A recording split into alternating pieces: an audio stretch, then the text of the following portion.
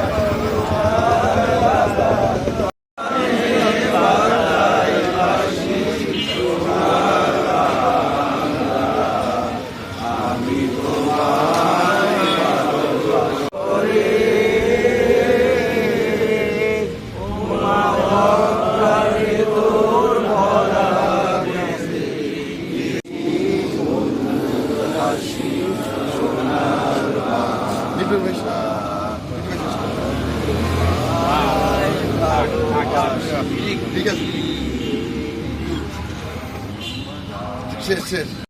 মাধ্যমে আজকে দিনের কর্মসূচি শুরু হয়েছে। আজকে দিনব্যাপী কর্মসূচি সাহিত্য পরিষদে শহীদ প্রেসিডেন্ট জিয়াউর রহমানের জীবনী নিয়ে আলোচনা সফল এবং দুস্থ মানুষের মধ্যে খাবার বিতরণ কর্মসূচি নেওয়া হয়েছে। আজকের এই কর্মসূচিতে প্রধান সংগ্রামী সাধারণ সম্পাদক জনাব শরীফুজ্জামান শরীফকে আজকে দিনে রাষ্ট্রপতি জিয়াউর রহমানের 45তম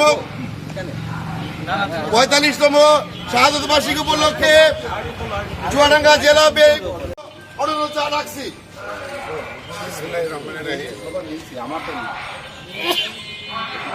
বাংলাদেশ জাতীয়তাবাদী দল শহীদ প্রেসিডেন্ট জিয়াউর রহমান শাহাদত বার্ষিকীতে আমরা জাতীয়তাবাদী দল সহ বাংলাদেশের মানুষ ওনাকে গভীরভাবে শ্রদ্ধা এবং স্মরণ করি।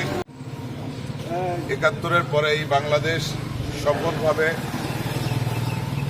রাষ্ট্রনায়ক এই বিভিন্ন বিষয়ে তার জীবনীর পরে আমরা আজকে সারাদিন ব্যাপী আলোচনা রাখব এবং এই বাংলাদেশের মানুষের কাছে আমরা এই বর্তমান ৩ বছরের যে সরকার, এই সরকার ৩.৫ মাস ৩ মাস এবং ৩.৫ মাসের যে সরকার, এই সরকারের সেগুলো নিয়ে আমি প্রত্যেকটা ছাত্রদল, যুবদল, স্বেচ্ছাসেবক দল, কৃষক দল সহ অঙ্গসংক্ষেপ এবং আগামীতে যে পদক্ষেপ আছে এই পদক্ষেপ নিয়ে আমরা জনমত তৈরি করব।